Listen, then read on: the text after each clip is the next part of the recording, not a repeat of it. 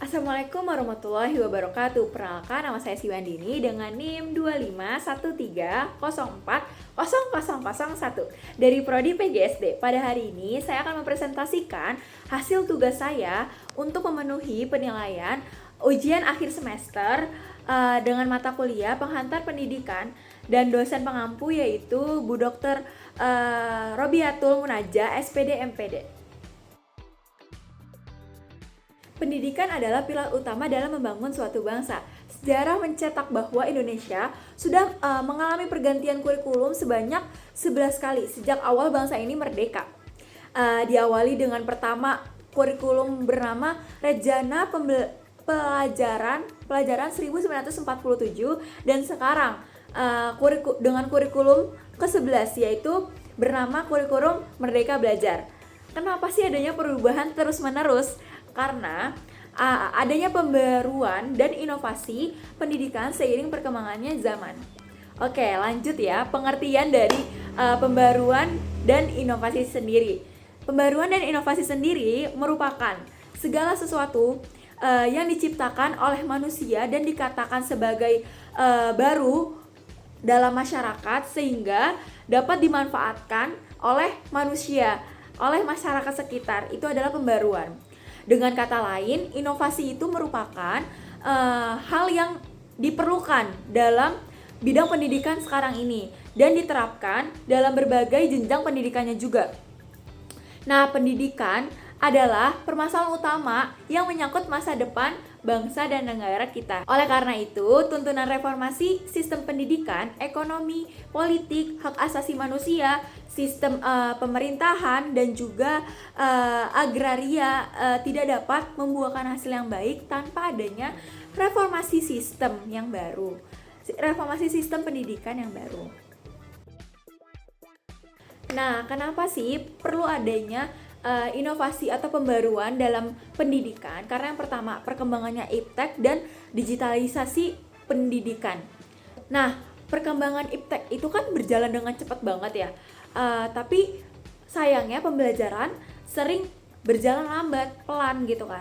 Pendidikan tuh teknologi tuh udah masuk ke semua aspek hidup peserta didik. Dari contohnya mereka cari info, komunikasi, sampai hiburan. Sementara di kelas tuh sering kadang masih ketemu sama metode yang cuma satu arah. Gurunya tuh cuma ngomong dan siswanya tuh cuma kayak dengerin gitu.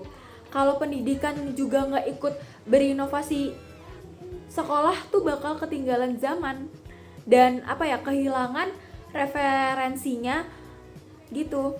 Tapi perlu dicatat juga sih, inovasi bukan cuma berarti semuanya harus serba digital ya, tapi yang penting itu cara mereka berpikir berubah.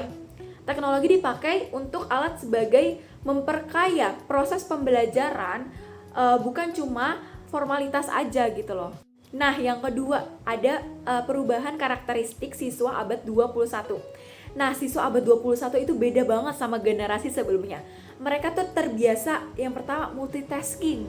Terus mereka juga cepat bosan dengan metode yang monoton aja. Kalau pembelajarannya itu aja, mereka gampang bosan. Dan lebih responsif ke visual dan juga interaksi. Nah, masalahnya banyak pembelajaran yang masih memperlakukan siswanya ini sebagai objek yang pasif. Akhirnya siswa terlihat kayak males atau nggak fokus belajar, padahal yang perlu diubah tuh bukan siswanya, tapi pendekatan belajarnya. Itulah. Nah, inovasi pembelajaran hadir untuk menyesuaikan metode dengan karakter siswanya tanpa mengorbankan ya nilai dan tujuan pendidikan. Nah, sekarang yang ketiga adalah tuntutan kompetensi abad ke-21 atau disebut juga dengan 4C. Dunia kerja dan kehidupan sosial sekarang ini gak cukup cuma sekedar pinter secara akademik aja, tapi siswa tuh harus dituntut punya 4C itu, yaitu yang pertama tuh ada critical thinking, itu mampu menganalisis dan mengambil keputusan. Yang kedua itu ada kreativitas. Nah, itu tuh ada kita berani menciptakan hal baru, bukan cuma meniru aja gitu loh. Terus yang ketiga ada communication. Nah, itu bisa menyampaikan ide yang jelas, ide-ide yang mereka tangkap dengan jelas. Terus yang keempat, yang terakhir adalah collaboration. Itu mampu bekerja di tim dan menghargai perbedaan yang ada. Sayangnya pembelajaran konvensional ini masih fokus pada nilai dan hafalan aja. Akibatnya itu pada keseringannya. Nah, akibatnya tuh siswa pintar mengerjakan soal tapi bingung nih ketika harus menyelesaikan masalah nyata. Terus juga inovasi pembelajaran dibutuhkan 4C itu supaya nggak jadi slogan aja atau jadi didokumentasi di kurikulum aja, tapi benar-benar dilatih di kelas. Nah, keempat adalah kesenjangan pembelajaran konvensional dan juga dunia nyata. Di sekolah sering banget masih banyak siswa yang disuruh jawaban itu benar, menjawab soal dengan benar. Dikasih soal terus harus jawabnya benar, kalau enggak nilainya ya enggak gitu loh. Jadi kayak masalahnya tuh kompleks banget dan jawabannya tuh di hitam putih. Padahal di dunia nyata kan nggak seperti itu, nggak cuma di hitam putih ya kan. Banyak juga kaget pas masuk dunia kerja atau dunia masyarakat. Jadi itu inovasi pembelajaran berusaha menjembatani harusnya ya, dengan menghadirkan masalah kontekstual, proyek nyata, diskusi dan refleksi. Tujuannya bukan cuma siswa menjadi lulus ujian, tapi supaya mereka juga siap untuk dunia nyata, untuk hidup selanjutnya. Nah, dari sini inovasi pembelajaran tuh bukan cuma tren aja, bukan cuma tuntutan administrasi, bukan cuma gaya-gayaan teknologi gitu loh. Tapi inovasi lahir karena adanya masalah nyata dalam pembelajaran.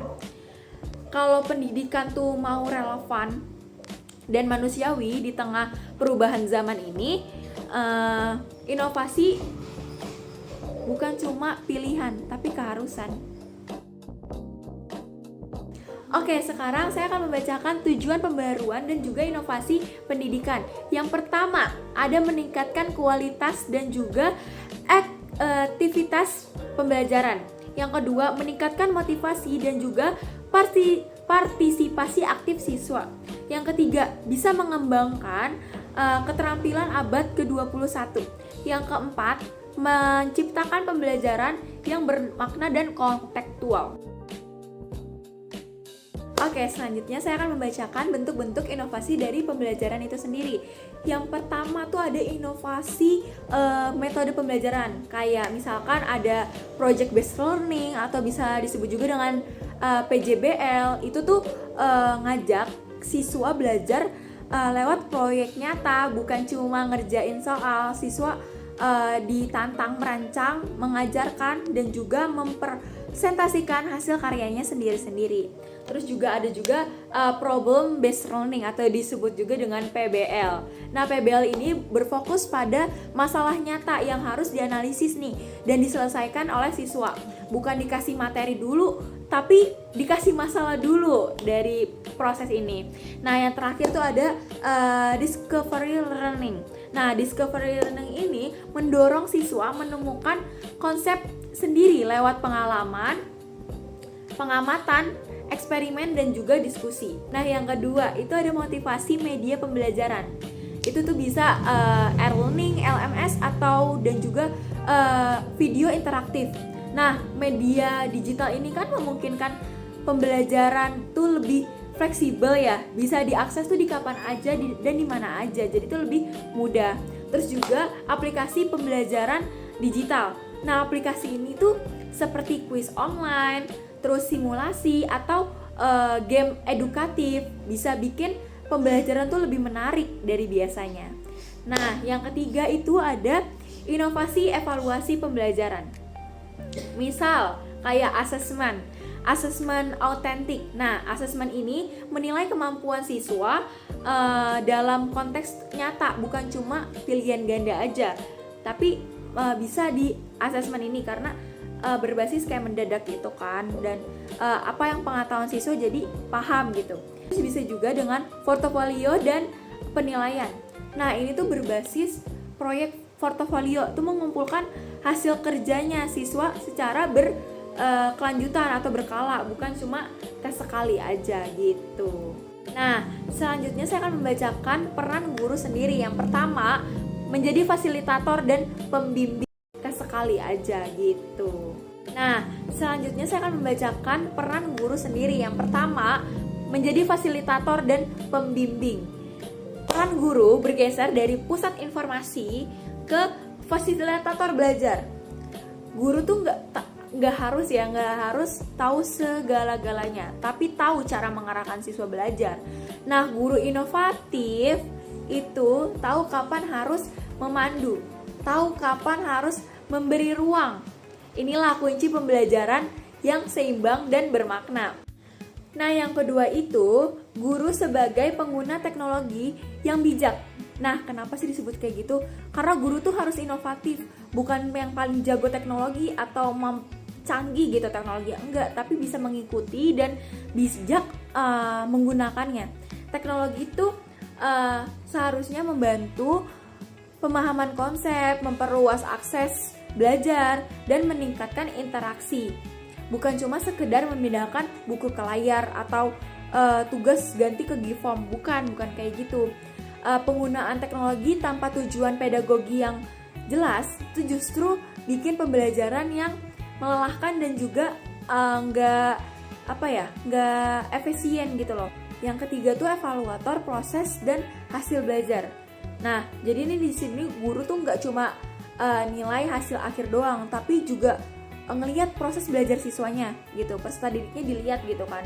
Evaluasi yang dipakai buat refleksi dan juga perbaikan, bukan cuma angka cuma di rapot doang, enggak kayak gitu. Kalau evaluasi berhenti dinilai, inovasi kehilangan maknanya tersendiri gitu. Nggak ada perubahan untuk menjadi lebih baik, tapi cuma angka aja yang dirapot gitu loh, tahu angka yang dirapot aja gitu. Oke, sekarang saya akan membacakan dampak dari pembaharuan dan inovasi pendidikan. Yang pertama, pastinya siswa lebih aktif, kreatif, dan juga mandiri. Kenapa bisa kayak gitu? Jadi tuh kayak siswa tuh bukan cuma duduk di kelas dan juga cuma dengerin doang. Enggak kayak gitu. Tapi bagaimana sih guru bisa ngikutin nih, ngajak siswanya tuh ikut berpikir, berdiskusi, dan juga ambil peran dalam kelas. Tapi sebagai guru kita juga perlu catatannya juga nih. Peserta didik yang aktif di kelas tuh belum tentu berpikir kritis. Makanya guru harus tetap perlu ngarahin dan ngelihat prosesnya gitu kan. Yang kedua, pembelajaran lebih menarik dan juga bermakna. Nah, materi jadi nyambung sama kehidupan nyata, bukan cuma sekedar teori aja. Kalau inovasinya cuma berfokus pada seru-seruan aja tanpa tujuan yang jelas, pembelajaran bisa jadi nggak efektif juga gitu loh. Yang ketiga, meningkatkan hasil belajar dan juga keterampilan sosial.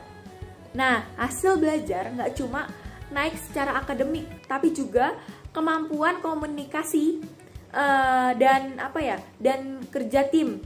Tantangannya penilaian harus adil biar semua siswa beneran berkembang, bukan cuma yang vokal aja gitu. Oke, selanjutnya saya akan membacakan nih tantangan dalam penerapan inovasi pendidikan ini. Yang pertama adalah keterbatasan sarana dan prasarana. Jadi tuh nggak semua sekolah tuh punya fasilitas yang lengkap. Kalau inovasinya seragam, diseragamkan gitu loh, tanpa lihat kondisi di lapangan, justru malah bikin guru dan siswanya tuh jadi kewalahan gitu. Yang kedua, kompetensi guru di dunia digital ini. Jadi tuh itu belum merata. Ada guru yang masih adaptif, ada ya juga yang masih kesulitan. Masalahnya seringkali dituntut lebih cepat daripada pendampingannya gitu. Yang ketiga tuh ada kayak takut sama perubahan gitu. Guru takut sama perubahan. Perubahan yang sering dianggap menambah kerjaan itu membuat pikiran menjadi guru kewalahan. Nah, udah ada tantangan, sekarang saya akan membacakan solusi dari tantangan tersebut. Solusi supaya mengatasi tantangan tersebut. Yang pertama, pelatihan dan juga pengembangan profesionalisme guru. Pelatihan harus praktis dan juga berkelanjutan, bukan cuma sekedar seminar sekali doang habis itu udah, enggak kayak gitu, harus berkelanjutan. Yang kedua, pemanfaatan teknologi sederhana dan kontekstual. Inovasi ini nggak harus canggih gitu, nggak harus banget, tapi yang penting tuh sesuai sama kondisi sekolah dan juga benar membantu proses belajar mengajar gitu. Yang ketiga, ada kolaborasi antar guru dan juga sekolah. Sharing praktik baik bikin inovasi lebih realistis dan juga nggak terasa sendirian gitu loh. Yang keempat, ada dukungan kebijakan dan juga manajemen sekolah. Sekolah tuh perlu ngasih ruang, waktu dan juga kepercayaan ke gurunya buat berinovasi, biar nggak cuma nuntut hasilnya aja gitu. Oke, kesimpulan dari materi yang saya bacakan tadi, inovasi dan pembaruan pendidikan merupakan keharusan dalam suatu sistem pendidikan Indonesia yang terus berkembang di tengah dinamika global. Perjalanan panjang perubahan sistem kurikulum masa ke masa mencerminkan proses negara terhadap tantangan sosial, budaya, teknologi yang terus berubah, yang terus berkembang gitu. Tidak hanya pada tatanan kurikulum, inovasi juga terlihat dalam pengelolaan lembaga pendidikan serta pendekatan pembelajaran yang lebih kreatif dan kontekstual.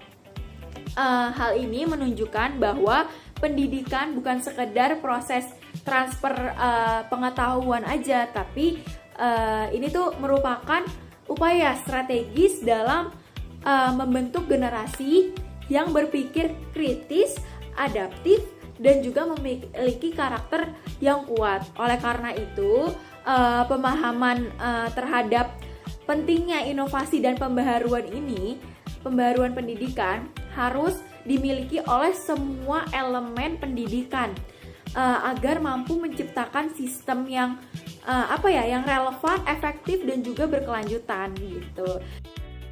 Sekian presentasi dari saya, kurang lebihnya mohon maaf. Wassalamualaikum warahmatullahi wabarakatuh.